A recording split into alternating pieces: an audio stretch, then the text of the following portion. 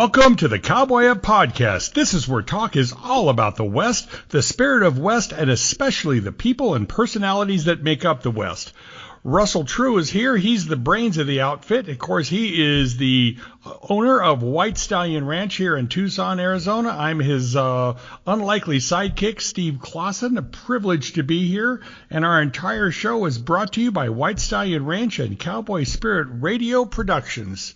Okay, Russell, you've got to like this time of year. It's starting to get warm. I know you like the warm weather better than you like the cold weather.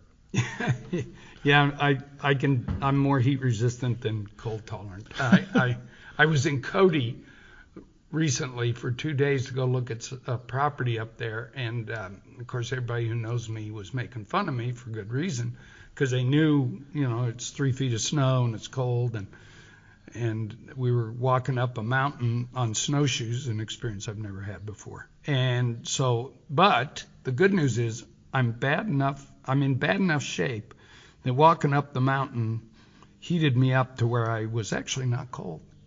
So there you go. Walking up any mountain would make me feel like I was not cold, and it wouldn't matter what the temperature was, and that would include Mount Everest. So I could open up my 5th layer of clothing. So it was, anyway, we're here to talk to Alex LaPierre with Borderlandia, and we're excited about that. Yeah, it was interesting. I got to spend some time with Alex on the phone yesterday, and his story is it's really a very 360-degree story, and it was fun to listen to. So without any further delay, Alex, how are you?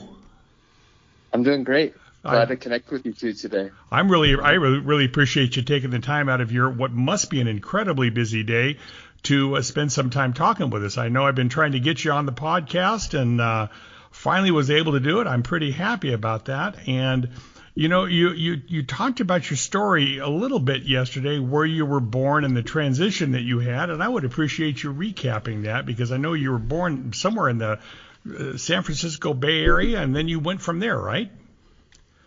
Yeah, it's kind of an ironic story, because I was born in Walnut Creek, California, in the Bay Area, and I ended up pretty close to another Walnut Creek. In other words, Nogales. That's what walnut means in Spanish.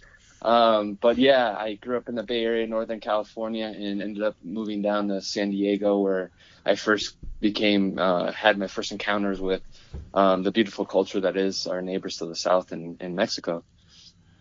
And, well, you didn't move directly from Walnut Creek, boom, down to San Diego. You had a stopping point, didn't you? Yeah, I was in Monterey as well. My folks were both in the hospitality industry, working for hotels like Hyatt and DoubleTree. So that kind of ran in our blood through the family, and we moved around depending on the different hotels that my folks worked at. And so that's how we ended up working down in San Diego, my folks. And I know from what you said, your mom was a huge influence on you, both culturally and professionally. Yeah. My grandparents on my mom's side were from Italy, and so we grew up kind of very much in the Catholic Church, and also with a lot of food was everything and important into our culture, and so those kind of things I noticed were similar in Mexican culture, Hispanic culture, and that's what started to draw me closer to Mexico.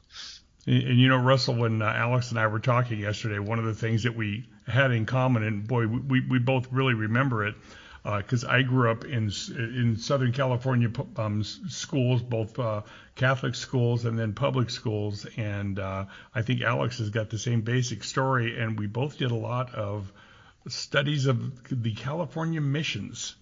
Oh, that's cool. And you did that as well, right, Alex? Yeah, that's right. The famous 4th grade California mission project, where you kind of build your own little model. It's really something a lot of California kids, and I grew up in the late 20th century, from the 60s onto the 2000s. Remember, I built a little mission model of the church my sister was baptized at, the famous Carmel mission there south of Monterey. And growing up going to those churches with my grandparents and my mom is just something that always kind of stood out to me as different from the rest of the United States. You know, the Southwest always had this Hispanic culture that made us different from the Northeast or the Northwest or the Southeast. And pretty much all of Southern California and Central California, for that matter, is designed around the California missions and the influence that the Spanish culture had on that area. Yeah, that's right. The missions, the Presidios, and here in Arizona, they even had the mines, the silver mines that were bringing them up all the way from Mexico City. Yeah. So okay. So now you transitioned and you started something called Borderlandia, and I know you didn't just transition from high school to there. I'd love to hear about how you metamorphosized this and made it work. Yeah, I was lucky to get a job with the National Park Service and in a way doing what I loved, which was trying to, promote and preserve this Hispanic heritage that we have in the Southwest. And so I got a job up in northern New Mexico working at originally an old American fort, Fort Union. It's the biggest adobe fort in the Southwest. Supplied the whole network of Apache forts during the Apache Wars in the late 1800s. Where is that? I should know, but that's pretty close to Las Vegas, New Mexico, Wagon Mound, New Mexico. Sure. And so being able to physically, help preserve these monuments to Southwestern heritage, really kind of stoked the flames. Also worked at Pecos too, which was an old Pueblo site and an old Spanish mission. And then I heard about Tumacacori down in southern Arizona and how amazing their historic preservation team was.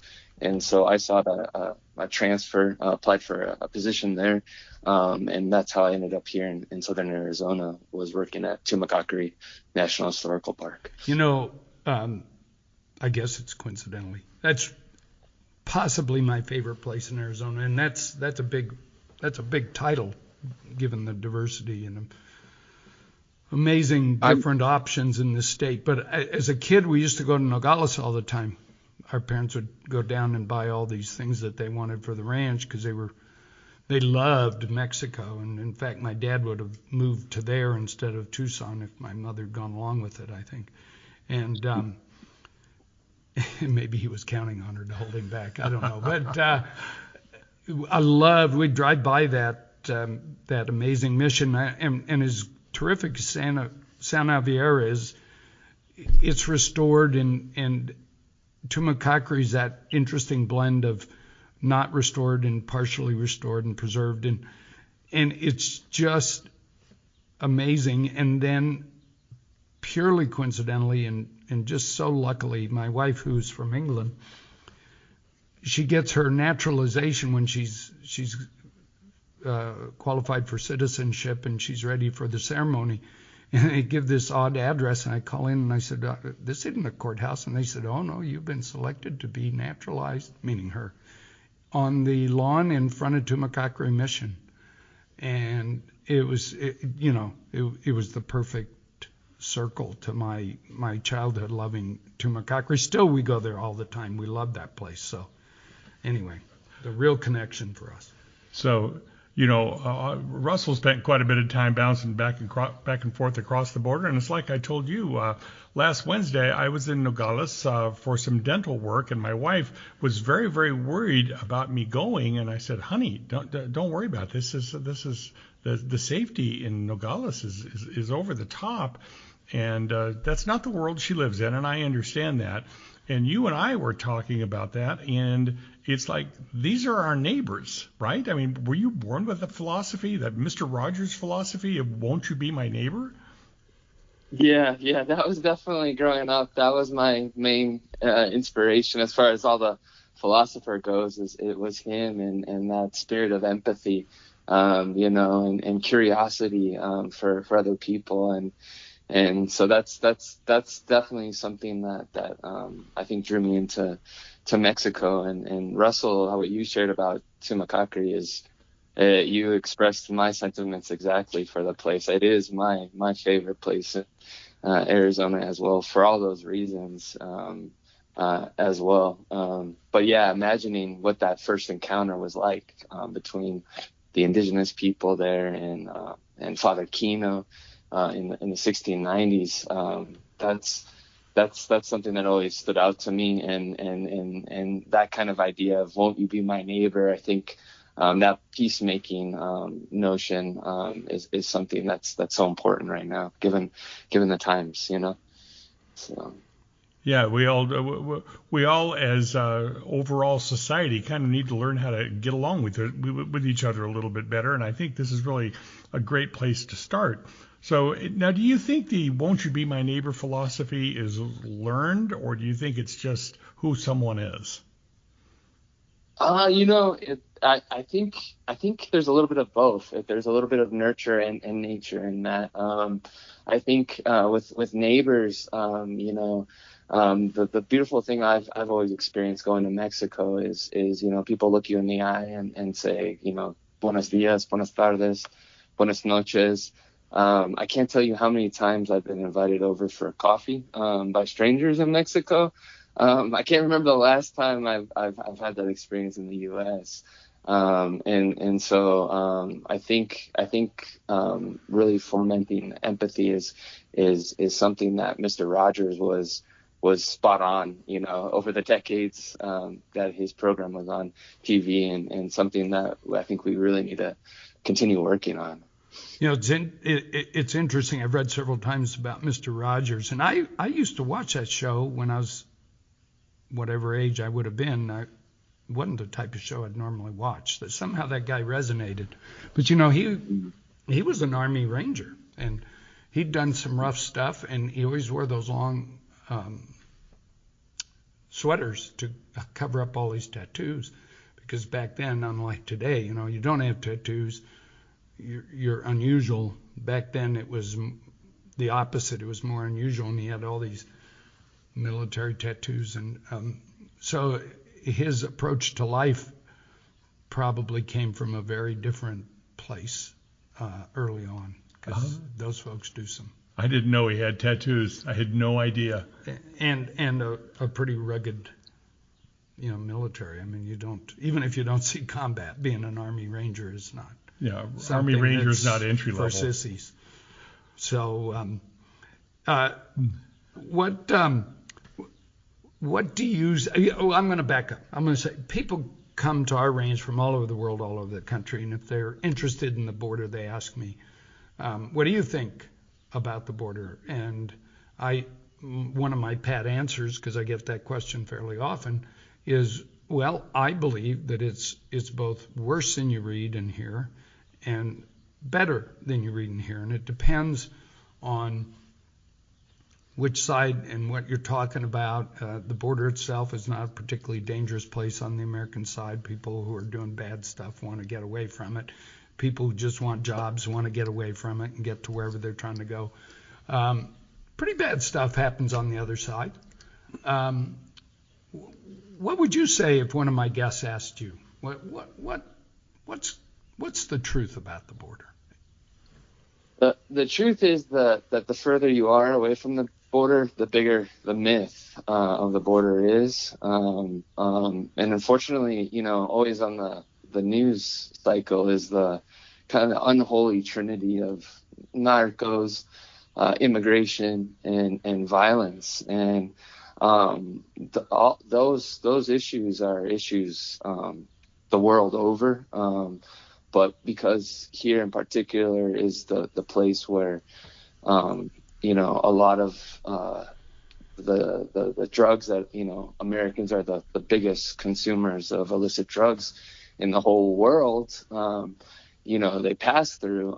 That's why I guess the attention is given so much to that. But that is, I feel, such a small a part of the borderlands. The borderlands is so much more than what has been, unfortunately, kind of drilled into our heads over the last 3 decades by mass media. They follow the kind of the idea of it bleeds, if it bleeds, it leads. And that's universal.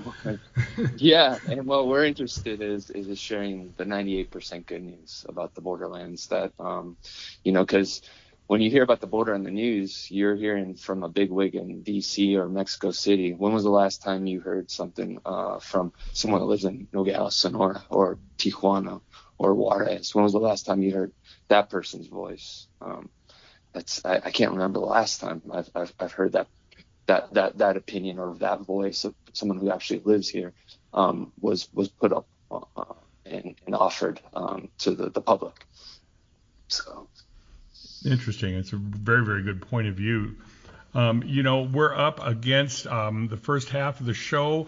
What I would like to do when we get back, I want to talk about what inspired you to start Borderlandia, what it is, and what you help people with. Okay? So we'll be right back. Okay.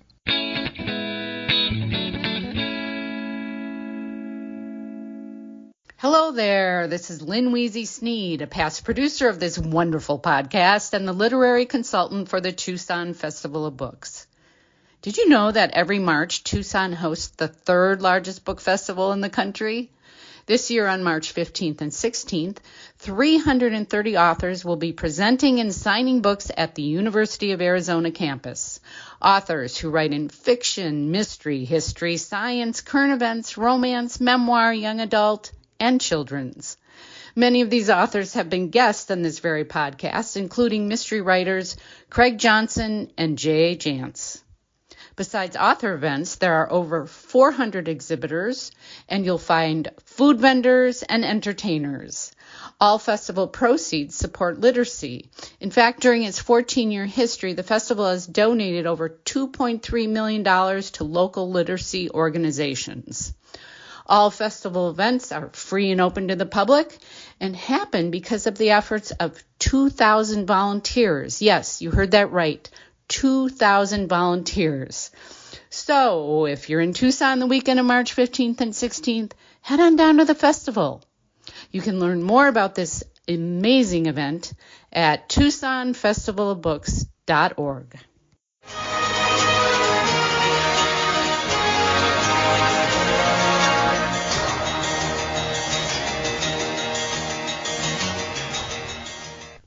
Okay, we're back with Alex. Alex, Borderlandia, I've been on your website. It's great. It's very informative. But for those of us that are listening in today that haven't been on there, what inspired you to start it, and what is Borderlandia all about? Well, we're a binational organization, and fundamentally we're committed to building public understanding of the borderlands. We want to share that, the 98% good news about the area, the region, the nature, the history, civil society on both sides of the borderlands, that we think that's going pretty neglected by the national news media. We're so much more than just narco, immigration and violence. There's a rich culture, a rich history. There's an incredible desert, the world's most biodiverse and wettest desert that we live in here in the Sonoran Desert. And so we share that through tours that we have both on the U.S. side, but most of our tours are on the Mexican side. We offer public presentations, talks on different historical or nature issues. And we also publish a digital magazine, a bi-monthly digital magazine in which we write about the culture, history, and arts of the binational borderlands region.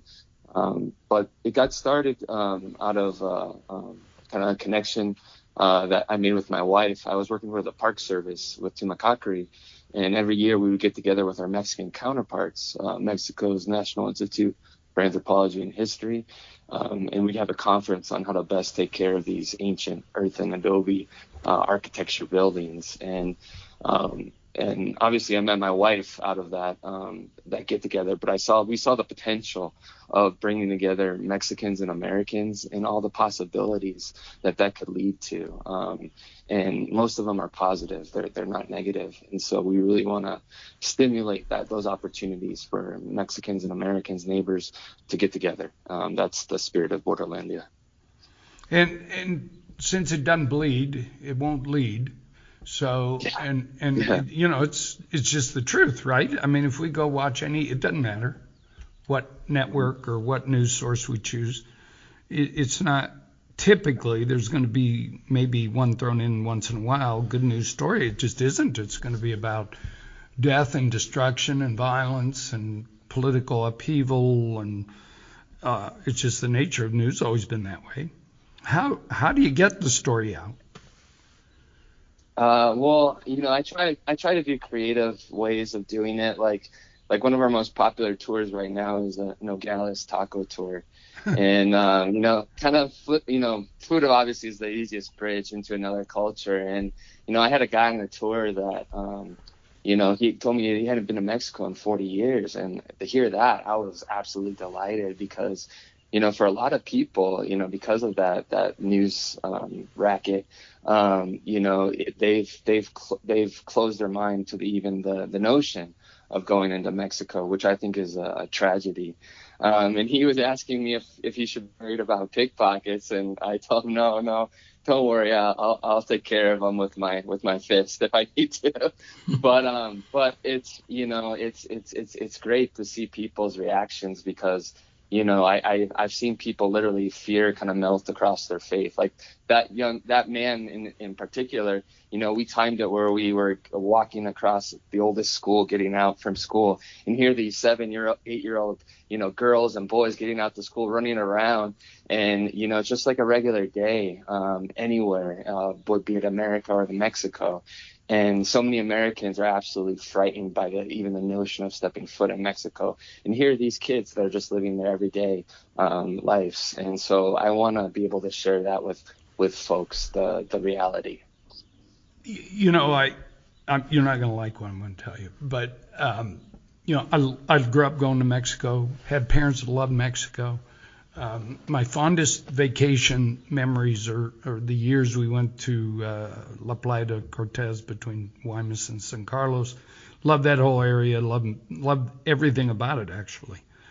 I won't go to Mexico right now, and it's not because I'm particularly afraid. It's just that I don't want to support that narco situation. They're embedded, they're evil, and I just really, it's Mexico's got to get to the point, in my opinion, like some of these other countries that have been so overrun and so co-opted by the violence and the bribes and the threats, and that they've got to overcome that at some point and suppress this, because it's impacting their own country so much. And you can tell me I'm wrong, and I'm listening, but I'm pretty anti-cartel. Yeah. For me, the best way to be anti-cartel would be to to find an answer to the $1 million question that no one on the news is asking, which is, why do people in the United States have the biggest appetite for illicit drugs the world over? Yeah, exactly. Because the power of those cartels isn't coming from the extortion in Mexico. It's coming from the sales of drugs in the United States, and so it's cause and effect, and it's the laws of capitalism that these mafias are following, right? Because if there wasn't this insatiable appetite in the United States, they wouldn't market the drugs here. And if it wasn't Mexico, it would be another country that would market the drugs here. I think deep down we need to ask ourselves as a nation, what is it about our psychology that makes us so hungry for illicit drugs? I agree with everything you just said. I mean, it's with no demand, their supply is going to go away really quickly. Yeah. But do you have an answer? Do you have even some sort of inference on what is it that makes America so? First of all, used to be pot. Well, now hell, half the country's got legal pot, so that's kind of dried that illicit business up. So now they got to do all this other stuff. Do you have any idea what makes America so drug happy?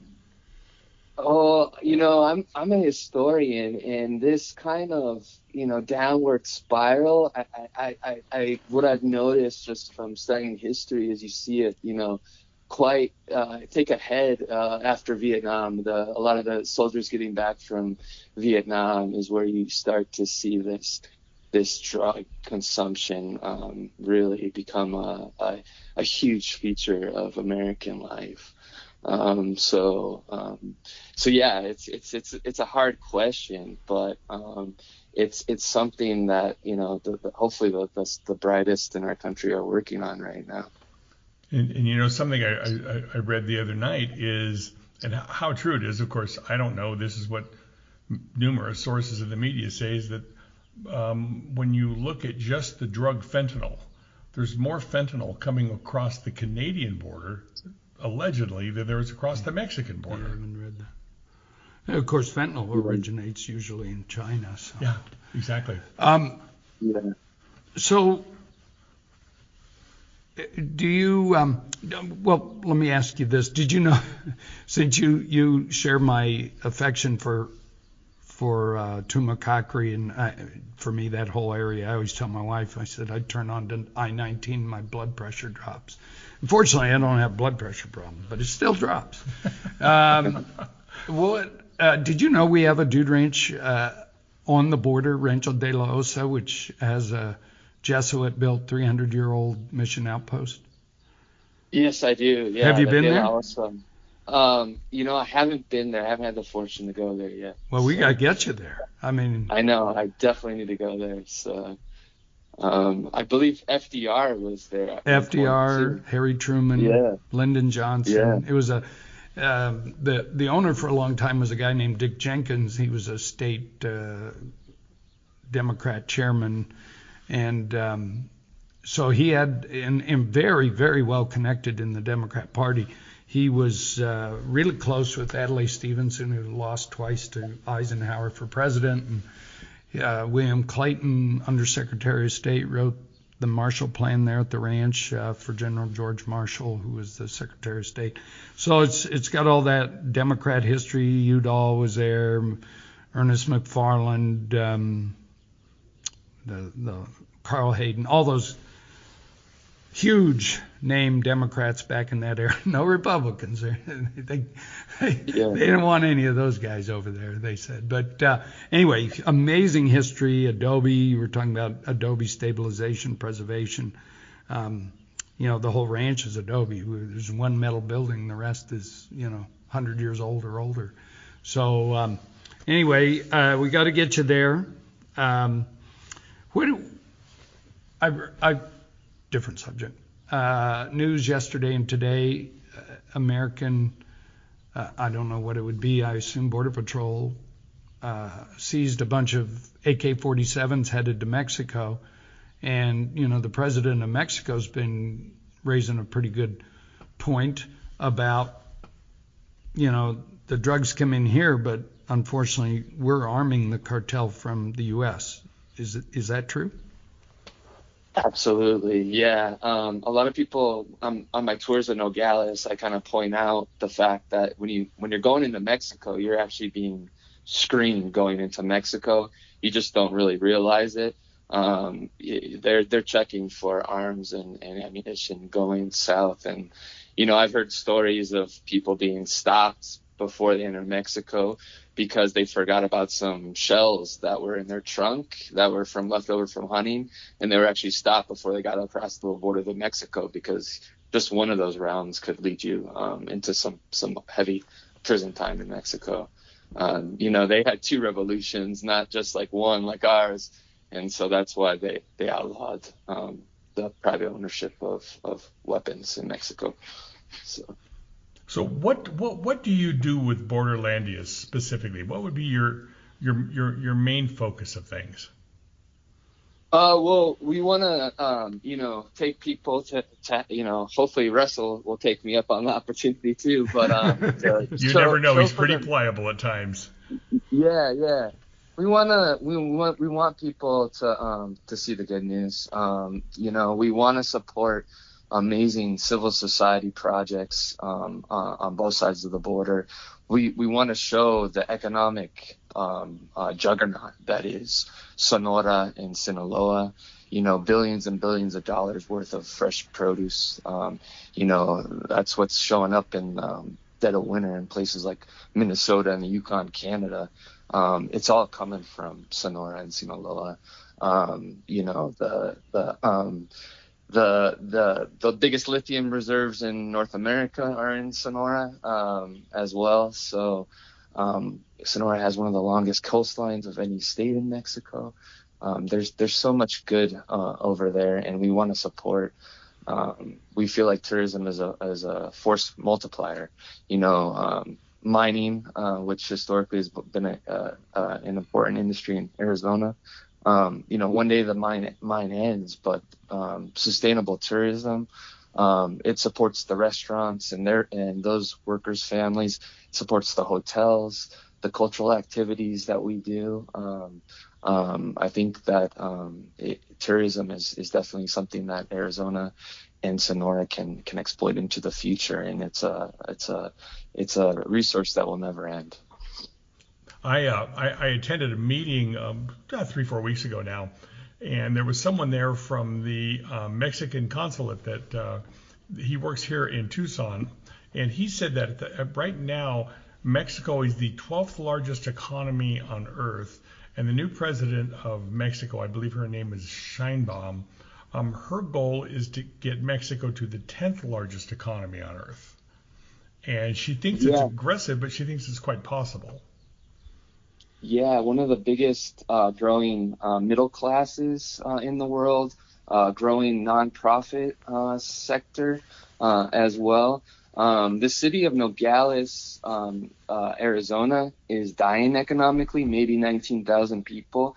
The city of Nogales, Sonora, Mexico, is roaring economically. 500,000 people. 80 transnational factories, names you'll recognize like Master Lock, Otis Elevator, probably your garage door opener was fabricated there. They never take their help wanted signs down. They run 24/7, 3-4 shifts a day. It's something incredible to see. I grew up going there.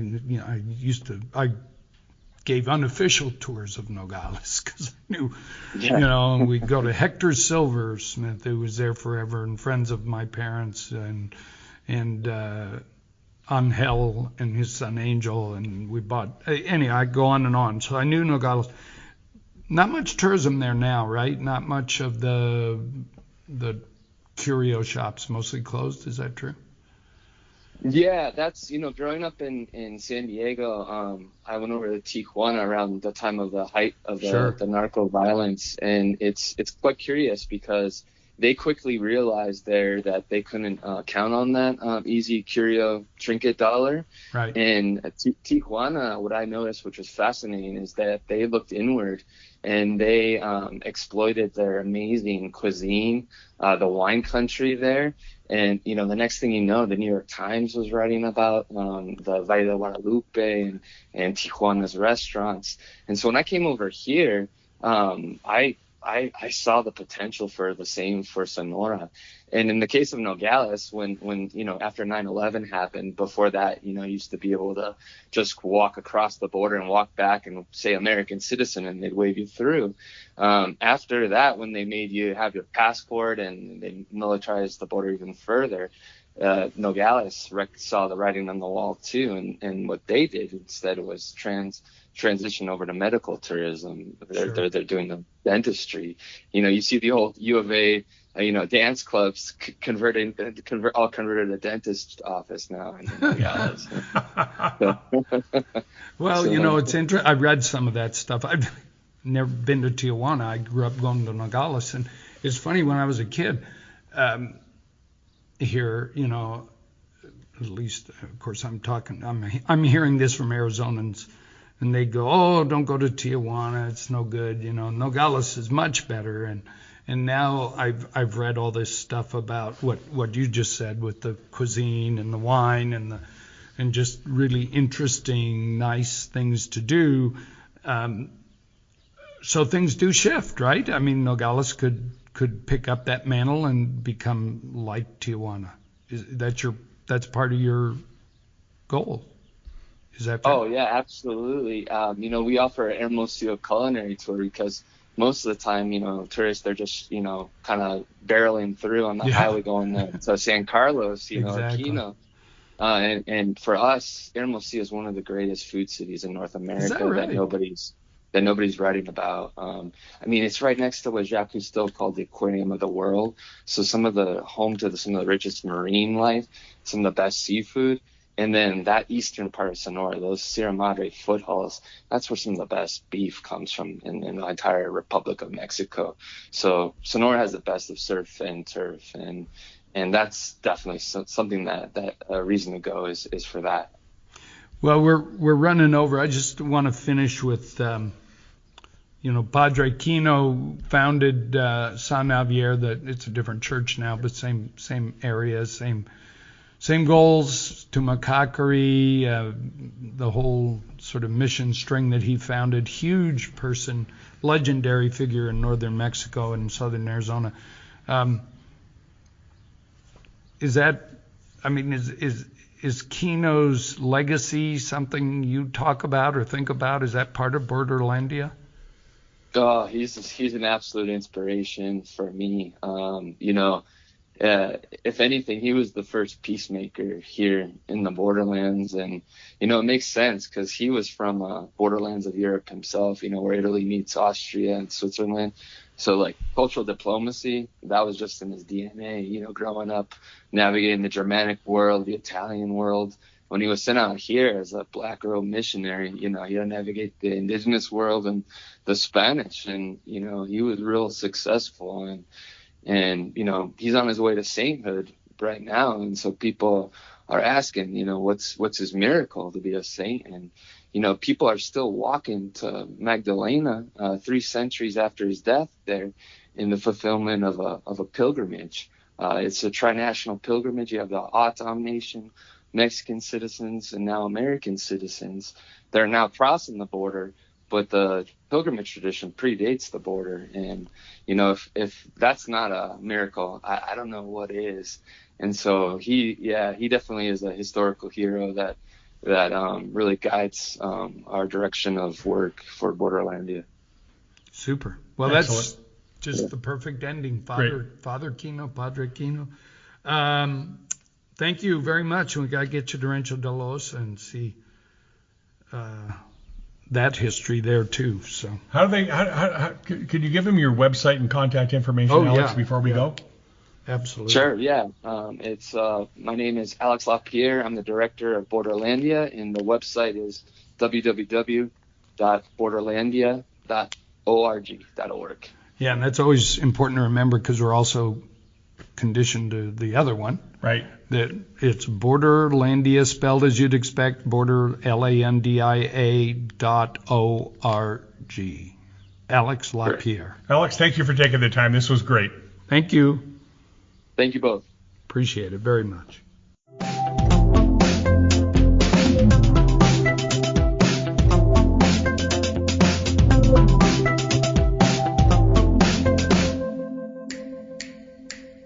And thank you very much, Russell, Stephen, and Alex. Again, you learn more here by accident than most places by design.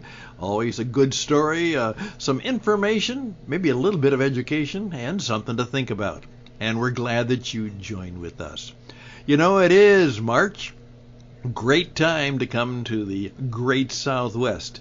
Arizona is really nice in March, and there's a lot of great things to do. As you've heard, the Tucson Festival of Books is coming up, and that is a wonderful celebration. The Gem Festival takes place, and March is spring baseball, and it's a wonderful time to see a lot of very different baseball experiences all around the Phoenix and the Tucson and related areas. And also, it's time to call the White Stallion Ranch and say, do you just happen to have a spot for me? we probably can find a place for you. This is a great time to take a different adventure. And some of you way up north, you're really tired of that cold winter weather. And this is a wonderful time to take a break and make your breakaway to the White Stallion Ranch. So check us out at whitestallion.com, whitestallion.com. And we'll see if we can find a place for you, your family, maybe even for your business adventure. Have a unique experience this time. So why don't we see if we can make that happen for you too? So check out whitestallion.com, whitestallion.com. You know, Russell, I thought that was a very good podcast. I always enjoy listening to someone who many people say they had to go out and they had to search for that thing in their world that they're passionate about. He seems to have come upon what he does very organically from the time he was little, and he just has this lifelong passion and a goal to connect people. And, you know, with parents being in the hospitality industry, it kind of makes sense. It's kind of like following you around here. You just connect people, and it's just it's his passion. It's quite inspiring to watch. Well, I mean, even where we're sitting, White Stallion Range was part of Mexico until the Gadsden Purchase, 1853. Tucson is still very much a Hispanic cultured town. I think, I've said it before. I think that's largely why Tucson didn't grow so fast. They were, that heritage is interested. He said it. Food, family. They're not as driven business-wise as Phoenix ultimately was and became the 5th largest city in the country. But so the borderlands are real, and I grew up at a time when it was pretty open, pretty friendly. I mean, there were barbed wire fences, there were gates, there were roads, there were places where there wasn't even, people came and went across the border without even talking to anybody or crossing even a fence. But it comes down to these cartels. And, oh, yeah. And Alex, 100% right. No cartels, no drug demand. But we have a drug demand, and we can't. There's no way to wave our magic wand and make that stop. And so the cartels wreak havoc through the drugs in our American systems. And, you can paint it any way you want, but those folks are brutal to their own people. And they've disrupted a beautiful culture with every attribute that the United States has. Yep. But not the rule of law. And a couple of things I really enjoy about being on this podcast is we will go into topics that are not necessarily what everybody else does, and we're not afraid of it, and we're open to these things. It's really a lot of fun. Thank you, Russell, for allowing me to be associated with this. Thank you. Thank you, and that's a wrap, folks, for the Cowboy Up Podcast. We'd love to hear from you. So the Cowboy Up Podcast at gmail.com, the Cowboy Up Podcast at gmail.com, and tell us how we can best serve you. Perhaps you have an idea for a program. Perhaps you are the idea for a great program. Perhaps you know of somebody who, a singer, a writer, a creator, a person of real power and influence for good, particularly in our communities in this day and age. We'd love to hear from you. Russell and Stephen would love to have them on the program. So reach out to us, the Cowboy Up Podcast at gmail.com, Cowboy Up Podcast at gmail.com.